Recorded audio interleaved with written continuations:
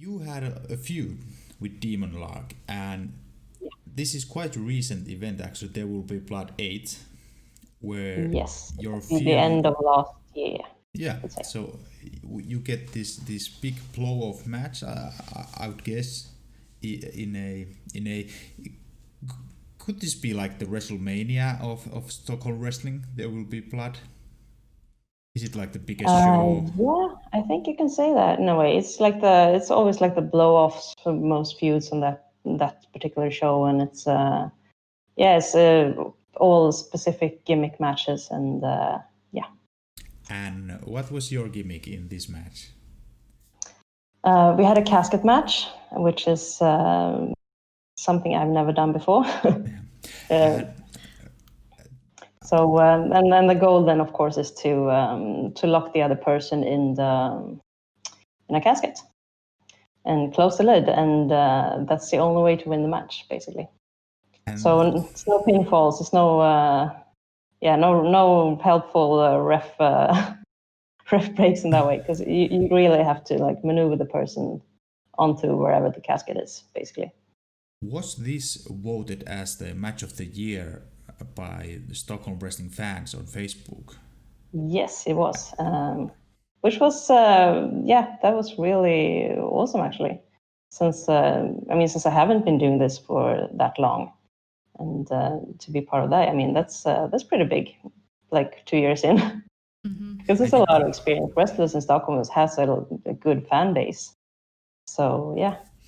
And then we go to the casket match between ALISS INK and Demonlock.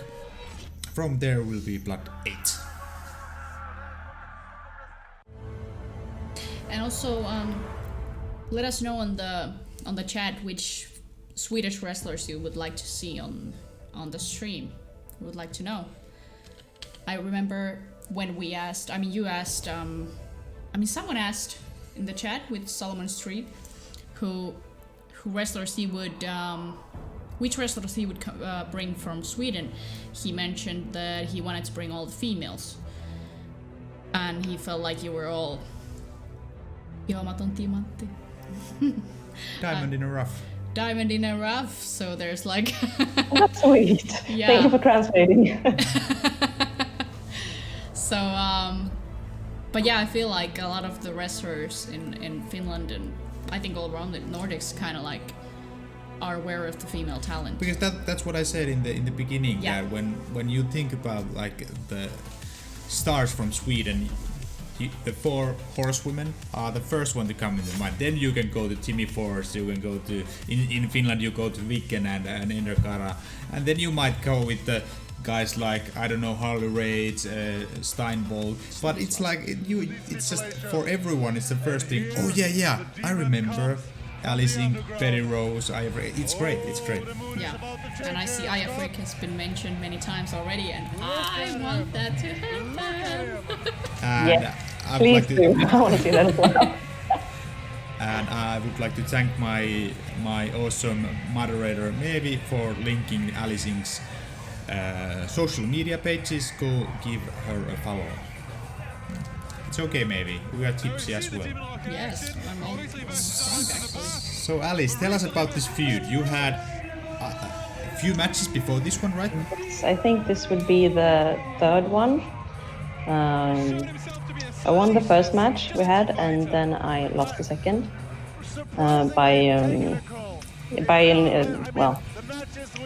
the ref missing a rope break, basically, or rather a use of the rope. For putting extra pressure on the finish. So right, okay. Yeah, so it's a sheet finish basically. So this is the blow-off match. After will be blood, of course. Like we've talked about, it's like the biggest Stockholm event of the year. And it's been a lot like leading up to it with most in-ring action on this one. The Demonlock character was fairly new at the time, and popped up during the year, and took out quite a few wrestlers along the way. Right. So, I was about to say yeah. that I felt like the Demonlock was quite an experienced wrestler, but he's actually been The character has been in Stockholm wrestling for like a year or something. Yeah, Yeah. exactly. So yeah, it kind of came from nowhere. Let's say that. Yeah. And he was like, but he wasn't like undefeated at this point, because you had already beaten him at least once. Yes, Yeah. he was not undefeated. Yeah. So of course, it's going to be quite a bit of well. Let's put it this way: both of our characters really want this match. Because now it's 1-1, and this is going to be what decides it. And we have a casket, and yeah, we all know what happens when you lock in a casket. You don't come out that easily. There's some Matrix stuff. Yeah, exactly. I want to ask you about the theme music or your entrance, the Immigrant song by Led Zeppelin. Yes. Has it always been that one, or have you changed it? It's always been that one in most promotions. I have another one in Gothenburg specifically. But yeah, I've always used Immigrant Song. And it was actually a good friend of mine who suggested it to me and says, yeah, why not? No one else is using it. I absolutely love this song. Yeah. So, and it's such a good entrance. Yeah. It is though. Yeah, I couldn't have asked for a better like entrance music. So yeah, and it's it's been used in a lot of movies for reasons. Oh yeah. Victor Tykki tells that I still fear Ink's kicks. Oh, he should. Have you kicked him? No, I haven't actually. But maybe you were supposed to at one point. I'd love to kick Vicky. Yeah, we would all love to kick Everyone Victor would love to Tykki. kick him, yeah. Maybe at the same time. All at the same time. Yes, I think you have a No, but I had my martial arts trainer put a lot of emphasis on kicking techniques and stuff as well. So of course it's not going to be exactly the same in the wrestling ring, but I mean it's helped me monumentally much. Let's put it that way. With just getting the control and the height and everything. When you say there's a power advantage in the court of the demon, the speed advantage. They say she's a speed demon, it's a demon versus demon. And Polish hammer there, forcing it down onto the mat. And this was in the. It was this was like in December or something last year. Yeah. Yeah, because I remember that you hurt your leg and we weren't sure if you could make it to the camp that we had on January. No, that was such a weird thing. I mean, because I injured my foot early that day actually, and kept walking on it and but I mean we have a show to do, so kept going and got increasingly worse during the day. Yeah. And moments before walking on stage, I've been sitting down, got back up, and I can barely walk. This is not going to end well. But I mean, then the bell hits, and you kind of push it off in the back of your head, and it doesn't matter. Let's do this. Yeah. So been said before, but adrenaline, it's a hell of a drug. Well, gladly you didn't have an important match to worry about, like a 15-minute casket match or something. No, but it was I'm gonna do this regardless was my mindset at the time. So, and I think that's very common around the wrestling community. I mean, you want to do the show basically. It doesn't. You'll put your body at risk to make things happen, which is. I mean, I have that mindset, and I admire it in others. At the same time, yes, it can be troubles. Yeah, for sure. I mean, people put themselves in. It's not smart. No. But, I mean, wrestlers aren't smart. We all know that. No. Well, we're in a quiet taste. Let's put it that way then. And Yuri is saying that this kind of a chain wrestling doesn't happen in Australia that you guys had in the beginning. I actually know very little about the Australian scene. I know that they make like a huge shows in Australia always, but I don't know like anyone. And I know Australian wrestlers after they come to the UK or the States, but I don't know anything about them in there. Oh yeah, chain wrestling does, but the transitions were because there were some slick transitions by slick ALISS stuff INK. there. Big thank you to Yuri for pointing that out. I like your sense, by the way. I gotta say, because that's been like my new pet peeve, like bad sense, and I hate my own sense. Every time I watch my own matches, I'm like, why is my scent? Why does it look like Oh that? yeah, scent. I was Scent. like scent, like the smell of Alice No, and. I like the scent of Alice as well. I hate my own. I hate. No, but yeah, it's a pet peeve of mine, and and it was in the first match that we'd watched, but I didn't say anything. But it happened again. It's good again. No, but I mean, this is always a thing with almost always being the smaller person. You have to use that in the way you move. I wouldn't do a send the same way a big male would do, for example, like a big tall person, because it would look ridiculous if I did it. Yeah, and also it wouldn't work, basically. I feel like, man, when you're female and smaller, you kind of just want to do the basics real good as well. Like you really wanted to be very specific, because I think people will call you out if you do like a bad send. That it's like, you do a bad send because you're a female wrestler. Like this. Oh This is just bad because it's women. So that's kind of the pressure that I feel every time I'm in the ring, because it's like, if I fail for my whole gender, you know. Well, I think that is the thing, and I mean, I've always, my entire adult life, I worked in places where they've been dominantly male employees. Close to the casket. And I mean, yeah, go ahead. and the martial arts scene, I mean, we all know that's very heavily male dominated as well in a lot of ways.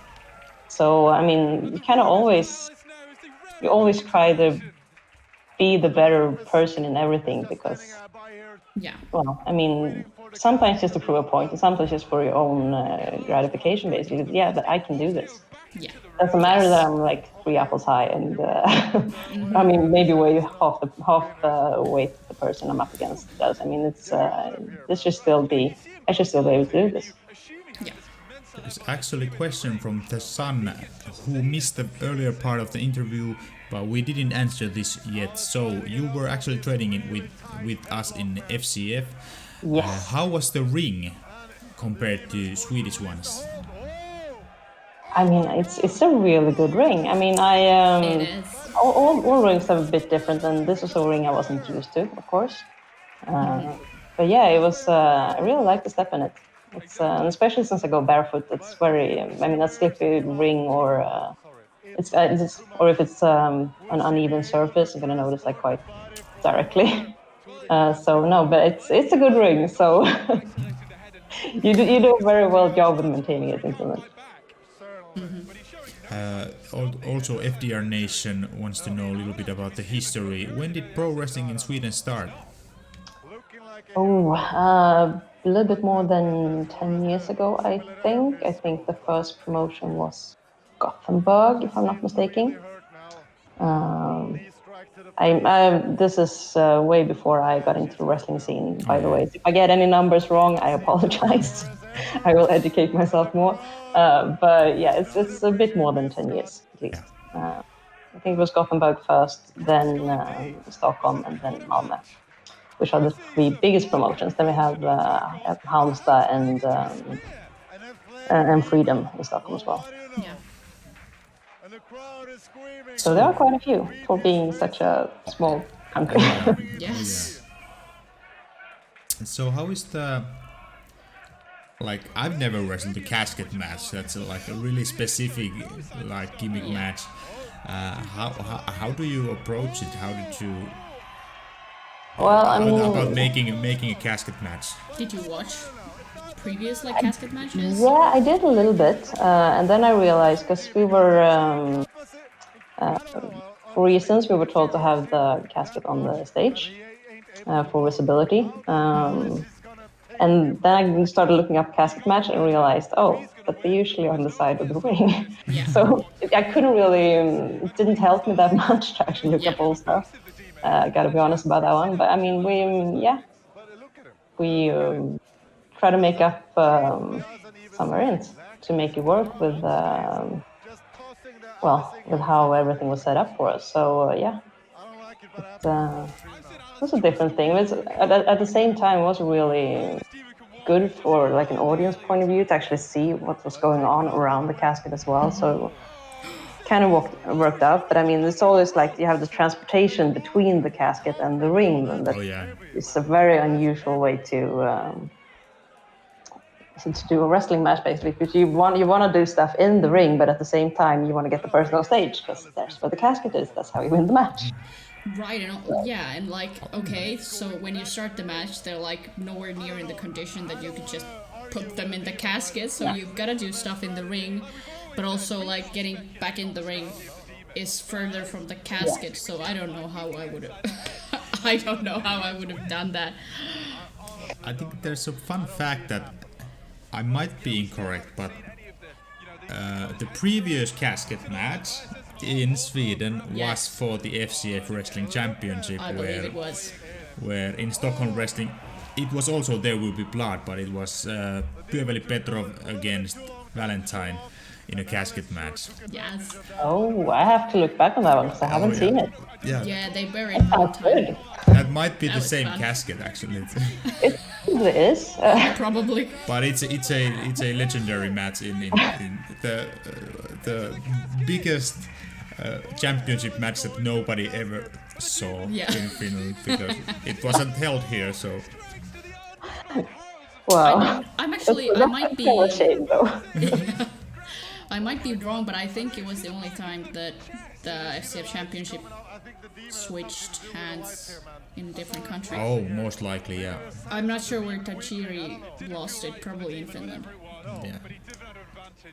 But yeah, to my knowledge, someone correct me if I'm wrong. I can say the casket was in Stockholm was mainly used by Döden, who doesn't, which would mean death in English. And he doesn't wrestle that often anymore. He does his appearances now and then, though. But that was kind of his thing for that gimmick. But I mean, the casket's been hanging around. It's been traveling with us to different training venues as well, which caused a lot of questions along the way. Oh, yeah. Why do you have a casket? FDR Nation is smarter than us. He Yes. says that there's one title defense in Title switch in Japan in 2010. Do you remember FCR Nation who won it from who? Probably Tajiri had something to do with this, but who got it from Tajiri?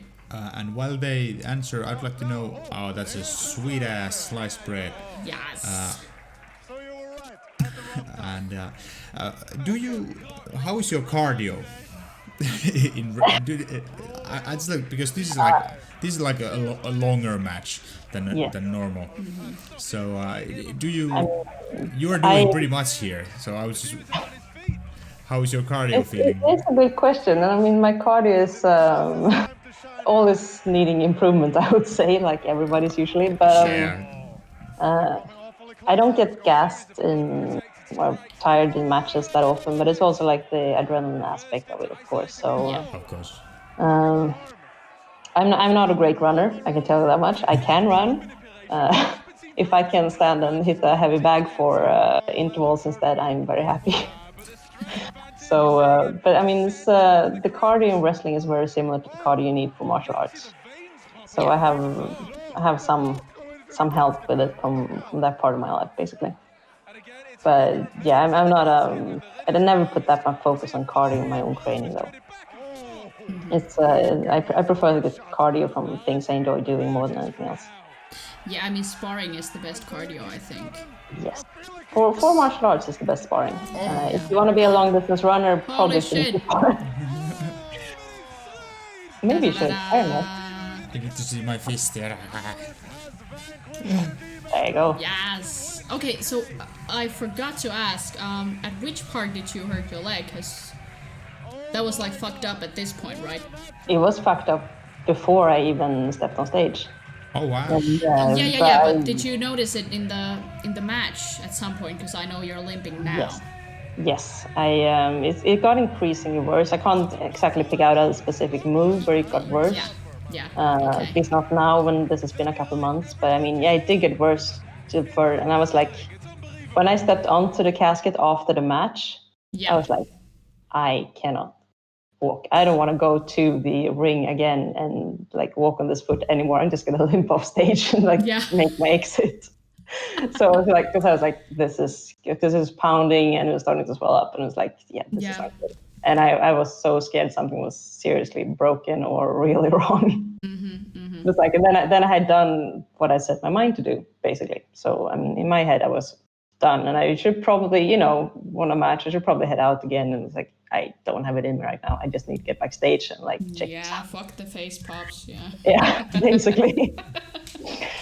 Which is also a part of the things you should do in wrestling, though. So yeah, I mean. But I mean, I understand in this situation. So, how do you feel about this match now that we watched it? You said that it's one of your favorites. It is one of my favorites. It's still one of my favorites, and I mean, it was at the time it was something I pushed myself through because of the pain. It was also something I was looking forward to doing, and I wanted to have this blow-off match and on this show and have it a big event. So. I still feel pretty good about it. There's always the room for improvement, though, and I tend to nitpick myself quite a bit watching things back. It's like that could have done that cleaner, that would have been smoother, and I can go over things in like millimeters, and I'm not going to be completely happy with the match ever, I think. But I can say, hands off, that's done, good enough for now, and I get better next time. So, and that is also part of like the learning experience. I think you should be able to process things and pick out the good parts, pick out the bad parts. It's very important to like look at yourself that way as well, both in a positive and a negative light.